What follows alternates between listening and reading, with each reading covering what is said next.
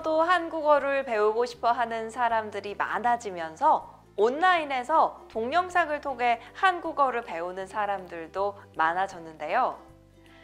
따로 시간을 내서 한국어 교실이나 한국어 학당에 가는 것도 좋지만 집이나 회사에서 동영상으로 한국어를 공부할 수 있는 세종 한국어 회화. 오늘의 공부를 시작합니다.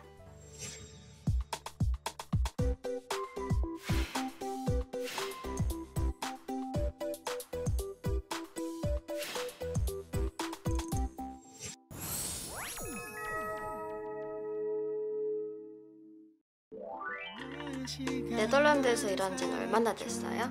온 지는 조금 됐는데 가이드 일을 시작한 거는 최근이에요. 두 출연자의 대화 장면을 보셨는데요. 오늘 수업에서는 일상생활에 대한 이야기를 해볼 거예요. 구체적으로 어떤 어휘와 표현들이 사용되는지 생활 속 대화 모습을 함께 보시죠.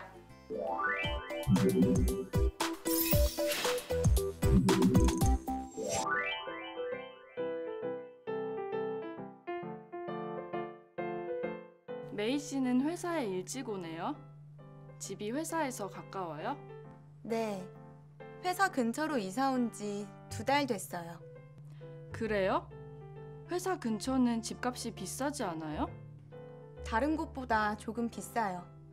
그래도 회사가 가까워서 좋아요. 어느 쪽이에요? 회사 앞 지하철역에서 5분 정도 걸려요. 그래요? 근처에 지하철역이 있어서 편리하겠네요. 이사한 집은 어때요?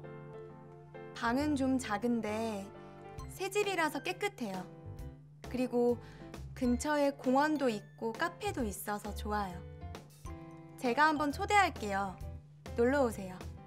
네, 꼭 초대해 주세요.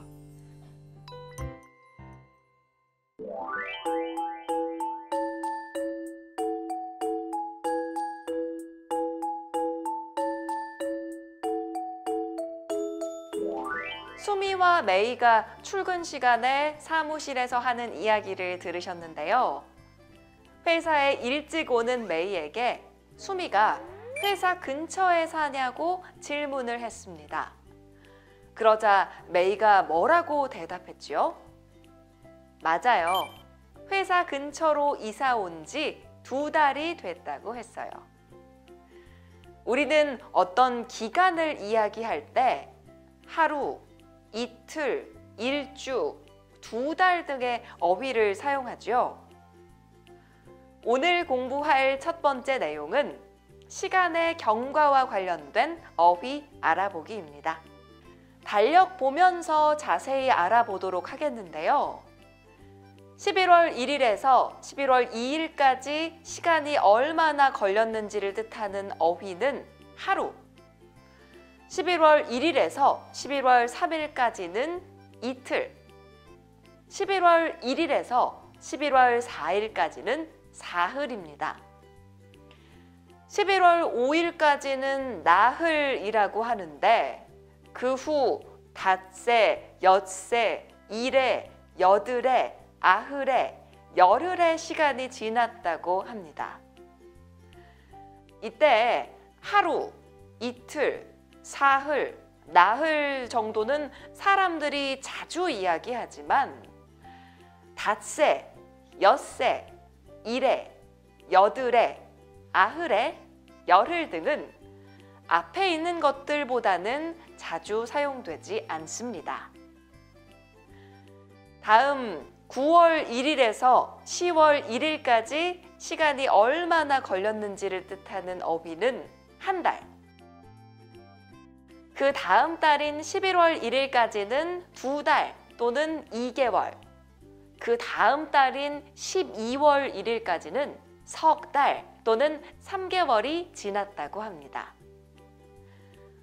또 2018년 1월부터 2018년 12월까지 12개월을 이야기할 때는 1년, 2018년부터 2019년까지의 24개월은 2년, 36개월은 3년이 지났다고 이야기합니다.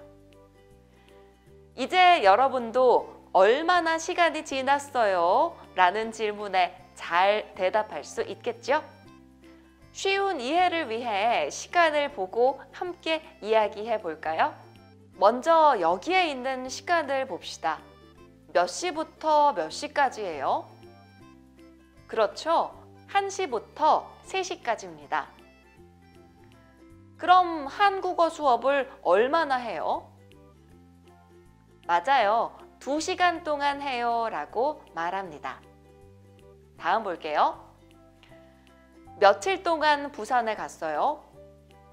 1월 2일부터 1월 4일까지 부산에 있었으니까 이렇게 대답할 수 있겠죠? 네, 이틀 동안 갔어요 라고 말할 수 있어요. 다음으로 5월 1일부터 5월 10일까지입니다. 이 사람은 얼마 동안 휴가예요? 네, 맞아요. 열흘 동안 휴가예요. 다음입니다. 와, 이번엔 기간이 조금 기네요.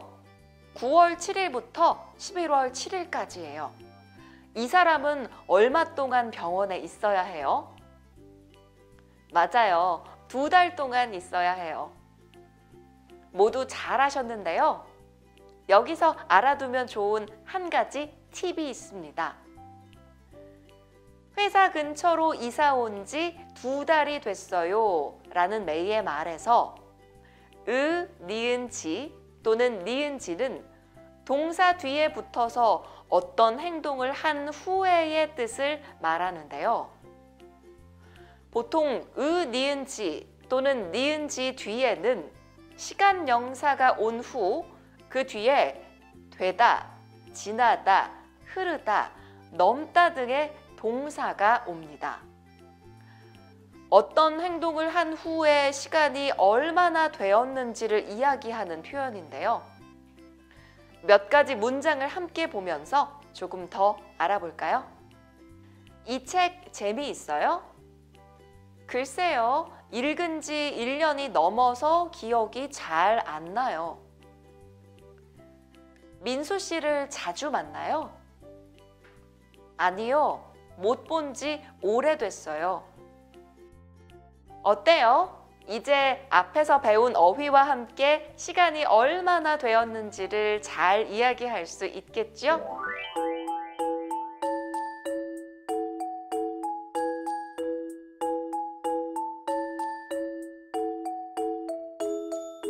계속해서 두 번째 표현을 배워봅시다.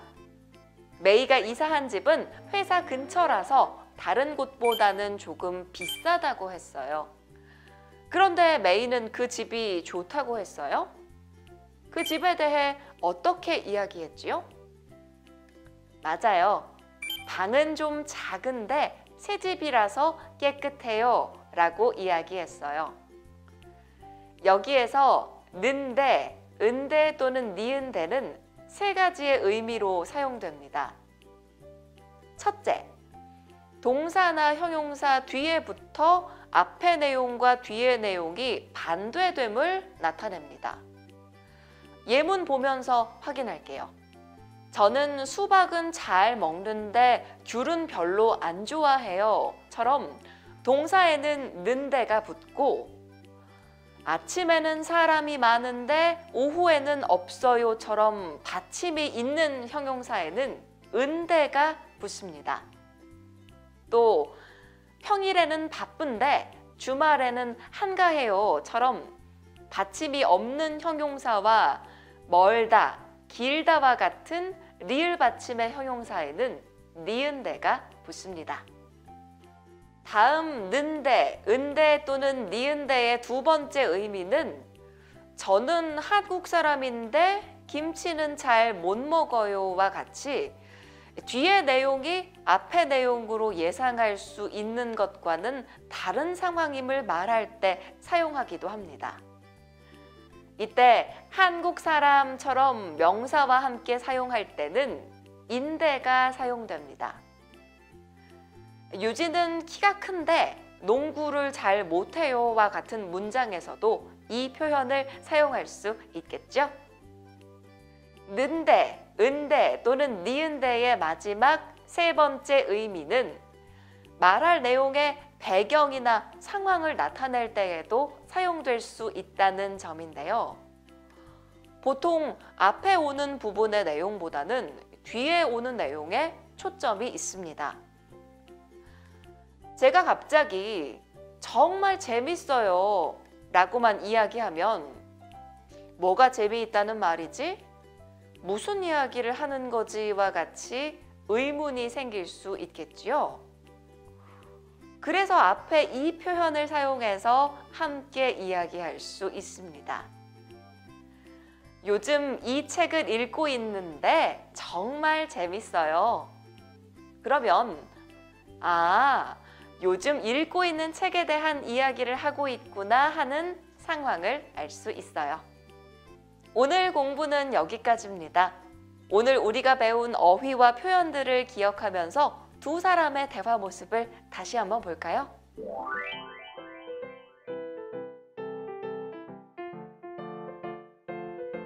메이 씨는 회사에 일찍 오네요. 집이 회사에서 가까워요? 네. 회사 근처로 이사 온 지 2달 됐어요. 그래요? 회사 근처는 집값이 비싸지 않아요? 다른 곳보다 조금 비싸요. 그래도 회사가 가까워서 좋아요. 어느 쪽이에요? 회사 앞 지하철역에서 5분 정도 걸려요. 그래요? 근처에 지하철역이 있어서 편리하겠네요. 이사한 집은 어때요?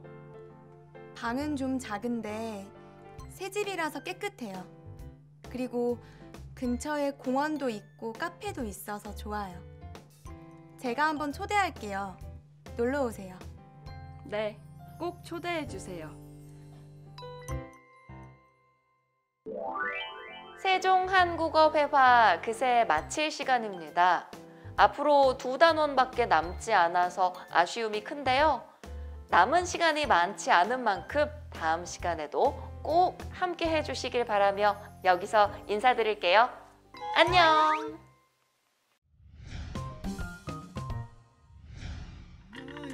네덜란드에서 일한 지는 얼마나 됐어요? 온 지는 조금 됐는데 가이드 일을 시작한 거는 최근이에요.